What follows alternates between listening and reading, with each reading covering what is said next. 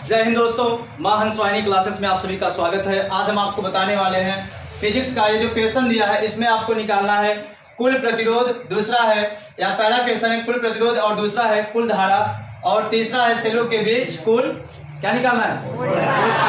ये देखिए सर्किट दिया है, इसमें आपका यहाँ रेजिस्टेंस जो दिया है, ये आंतरिक प्रतिरोध दिया है 0.5 ओम और ये 10 ओम, ऐसे सब वैल्यू दे दिया है। ठीक, बैटरी का वोल्टेज दिया है यहाँ पे 12 वोल्ट और ये जो दिया है बैटरी का कुल विद्युत वाहक बल दिया है, ये बैटरी का कुल विद्युत वाहक बल दिया है और आपको निकालना क्या है, सेलों के सिरों के बीच वोल्टता का मतलब ये नहीं हुआ ये जो 12 वोल्ट दिया है ये वही है, नहीं, ये क्या दिया है, विद्युत वाहक बल। विद्युत वाहक बल को बोलते हैं इलेक्ट्रोमोटिव फोर्स। क्या बोलते हैं? इलेक्ट्रोमोटिव फोर्स बोलते हैं, ठीक ना। तो इसका मान ये दिया है और आपको वोल्टता पता करना है। चलिए आते हैं क्वेश्चन पे। सबसे पहले आपको निकालना क्या है, कुल प्रतिरोध। जब तक कुल प्रतिरोध मिलेगा नहीं तब तक कुल धारा मिलेगी नहीं। यहां से आप चलिए, सेल को हम समझते हैं क्या, घर से आप जब चलेंगे पहले आपको ये मिला, फिर उसके बाद जब आप यहाँ आए तो यहाँ से रास्ता बढ़ रहा है, जहाँ से रास्ता बढ़ता है वहां से आप समझ जाते हैं समांतर क्रम वाली बात है। अब यहाँ पे जब आगे आएंगे फिर यहाँ रास्ता बढ़ रहा है, फिर आप इधर से भी जा सकते हैं इधर से भी आ सकते हैं, लेकिन जब आप इस रास्ते को पकड़े, इन दोनों रास्तों में दोनों किस क्रम में है, श्रेणी क्रम में है। तो इसलिए सबसे पहले क्लियर करेंगे किसको, इसको। तो बताइए 2 ओम और 3 ओम श्रेणी क्रम में होने की वजह से इसका तुल्य प्रतिरोध कितना होगा, 5 ओम होगा। तो पहले आप इसको ऐड कर लेंगे।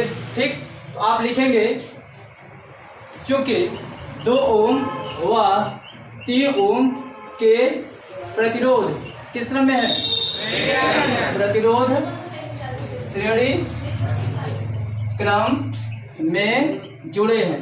जब ये श्रेणी क्रम में जुड़ा है तो इसका जो तुल्य प्रतिरोध होगा, तुल्य प्रतिरोध, तब तुल्य प्रतिरोध उसको आप मान लीजिए कुछ सिंबल दे दीजिए। अब वो तो आपका टोटल प्रतिरोध है नहीं परिपथ का, उसे आप सिंबल दे दीजिए R डैश। तो यहाँ पे हम मान लेते हैं R dash equal R1 plus R2। तो R डैश इक्वल हो जाएगा, R1 का मान दिया है 2 ओम और ये हो गया 3 ओम, मिला के हो गया टोटल।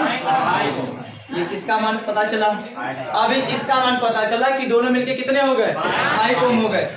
अब इन दोनों को हटाओ और एक लगाओ जो उतना ही काम करता है जितना ये दोनों मिलके काम कर रहे हैं। ठीक है, अब हम इसको हटा देते हैं। अब क्या लगाएंगे इसके बीच, इनके बीच लगाएंगे एक तो 5 ओम का और वो 5 ओम वाला और ये 10 ओम वाला किस क्रम में हो गया, समांतर क्रम। अब समांतर क्रम में इसका जो तुल्य प्रतिरोध होगा उसका मान लीजिए कितना आएगा। अब लिखेंगे, अब 5 ओम व 10 ओम वाले प्रतिरोध किस क्रम में है, समांतर क्रम में है, समांतर क्रम में जुड़े हैं। तब तुल्य प्रतिरोध बताइए, तुल्य प्रतिरोध उसका क्या होगा, समांतर क्रम के हिसाब से निकालेंगे। तो फार्मूला चाहे आप 1/R equal 1/R1 plus 1/R2 लगाइए, या तो हम आपको ट्रिक बताए हैं R equal R1 R2 by R1 plus R2। चलिए इसका सिंबल दे देते हैं I double dash equal R1 R2 बटा R2। बात क्लियर है? बताइए R1 का मान क्या लेंगे, चाहे आप 10 लिखिए, चाहे 10, चाहे 5, दोनों में से कोई एक। तो यहाँ पे आप लिखेंगे 10 इंटू 5 बाई R1 10 प्लस 5। बोलिए कितना आ गया, 50 बाई 15, कट कर देंगे 5 से, ये 10 बाई 3। तो ये आ गया आपका I डबल डैश बोले तो इन दोनों का तुल्य प्रतिरोध मिल गया, 10 ओम और 5 ओम का तुल्य प्रतिरोध मिल गया। अब इनको हम हटा के एक तो लगाएं जो उतना ही काम कर रहा है जितना ये दोनों मिलके काम कर रहे हैं। इसको हम हटा देते हैं। देखिएगा कहाँ दोनों जुड़े हैं, ये यहाँ से हटा दिए और इसको यहाँ से हटा दिए और इनको यहाँ से हटा दिए। अब इसके बीच क्या लगाएंगे, एक प्रतिरोध लगाएंगे, वो भी कितने ओम का, हाँ 10/3 ओम का। अब बताइए ये दोनों किस क्रम में हो गए, समांतर क्रम में। अब फिर वही बात लिखेंगे, अब 10/3 और 10 ओम का दोनों प्रतिरोध किस क्रम में? समांतर क्रम में। अब उसका तुल्य प्रतिरोध निकालना है, ठीक है। अब इसके बाद यहाँ पे लिखते हैं, इसे हटा देते हैं। याद रखिएगा, पहला क्या निकालना है? कुल प्रतिरोध। दूसरा क्या निकालना है? और तीसरा क्या है? सिरों के सीमा के बीच वोल्टता। अब आप लिखेंगे R⋅S इक्वल R1 R2। अब क्या सॉल्व कर रहे हैं? इसका तुल्य प्रतिरोध निकाल रहे हैं। दोनों समांतर में है, फिर वही लिखेंगे R1 R2। इसका मान 10 × 10/3/10 + 10। इसको जब आप सॉल्व करेंगे तो जाएगा, देखिए एलसीएम लेंगे 30 + 10 40/3 और 100/3। देखिएगा 100/3 40/3 कट गया, 0 0 कट गया। यहाँ 10/4 इसे कट करेंगे, कितना जाएगा? R⋅S का मान कितना जाएगा? 5/2। ये इतना ओम आ गया। ये किसका वैल्यू आया? अब आप कहोगे सर इन दोनों को हटा दीजिए और इनके जगह पे 1 लगाइए, तो दोनों ही काम करता है, ठीक। कितने का लगाएंगे? यहाँ पे 1 लगाएंगे, यहाँ पे 1 लगाएंगे 5/2 ओम का। ये वाला रेजिस्टेंस, ये वाला रेजिस्टेंस और ये रेजिस्टेंस किस क्रम में? अब पूरा परिपथ हमारा फाइनल होने वाला है। अब मिलने वाला है कुल प्रतिरोध। अब लिखेंगे अतः, ठीक है। अतः परिपथ का कुल प्रतिरोध, परिपथ का कुल प्रतिरोध R⋅R1 प्लस, देखिए कितना है? 1 2 2 यहाँ 3 R1 + R2 + R3। R⋅R1 का मान 0.5, R2 का मान 1 और ये इसका मान 2। बताइए R आप यहाँ पे लिख सकते हैं 5/10 और यहाँ पे 1 और ये 5/2। इसका एलसीएम लेके आप सॉल्व कर लेंगे, ठीक है। पहले आप इतना उतारिए जल्दी से। सबका हो गया? चलिए आगे। अब इसके बाद R हो गया 5/10 + 1 + 5/2। इसका एलसीएम लेके आप निकाल लीजिए। R एलसीएम लेंगे 10 आएगा, ये 5 + 10 + 25 हो गया, ठीक। R जोड़ दीजिए, कितना हो गया? 40/10।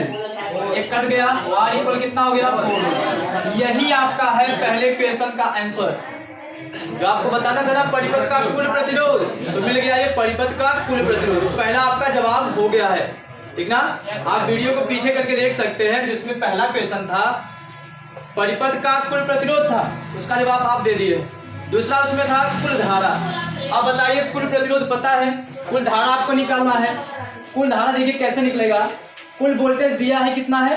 12 वोल्ट। अब आप लिखेंगे दूसरा पॉइंट, क्या निकालना है? कुल धारा। कुल धारा बोले तो I इक्वल होता है V/R। ये कैसे? ओम के नियम के अनुसार I इक्वल होता है V/R। तो यहाँ हो गया I इक्वल V का मान और ये R का मान 4 × 12, I का मान हो गया 3। ये क्या मिला? परिपथ में प्रवाहित कुल धारा। अब आपको बताना है इसके सिरों के बीच क्या? वोल्टता। सिरों के बीच वोल्टता। ये क्या दिया है? विद्युत वाहक बल। अब देखिए इसे हटा देते हैं, सिलेक्ट कर दो ना। सिरों के बीच आप वोल्टता निकालेंगे। एक होता है आपका विद्युत वाहक बल, जिसे बोलते हैं इलेक्ट्रोमोटिव फोर्स, ठीक ना। इसको हम ऐसे भी दिखाते हैं, या EMF से भी, या इसी को E से भी दिखाते हैं, ठीक। इलेक्ट्रोमोटिव फोर्स E इक्वल होता है, ये विद्युत वाहक, ये विभवांतर पूरा टोटल परिपथ का विद्युत वाहक बल, ये सॉरी विद्युत वाहक बल इक्वल विभवांतर plus voltage drop. Voltage drop का मतलब ये जो रेजिस्टेंस की वजह से, आंतरिक प्रतिरोध की वजह से जो वोल्टेज का ड्रॉप होगा, जो वोल्टेज वो ले लेगा, वो प्लस पूरे परिपथ को जो दिया जा रहा है, वो दोनों को जोड़ने के बाद मिलता है विद्युत वाहक बल। तो विद्युत वाहक बल कितना दिया है? विद्युत वाहक बल दिया है 12 वोल्ट, ठीक। पूरे परिपथ का जो विभवांतर या वोल्टता जो है वो हमको नहीं पता है।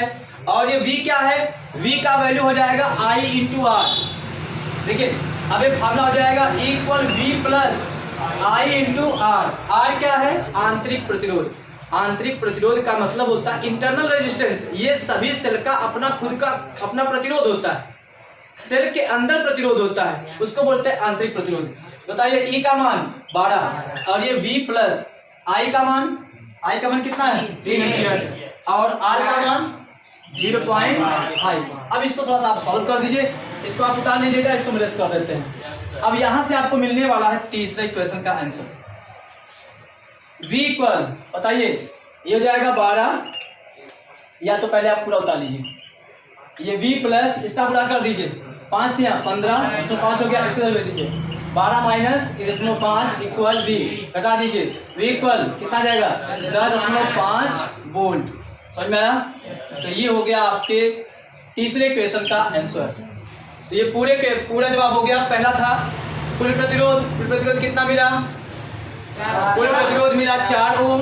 दूसरा था कुल धारा मिला 3 एम्पियर। और तीसरा है परिपथ का या सेल का सेल का विभवांतर बताना था या वोल्टता बताना था। सेल का वोल्टता V का मान आ गया 10.5। तो ये रहा इन तीनों क्वेश्चन का जवाब। जल्दी उतारिए। समझ में आया सबको? चलिए।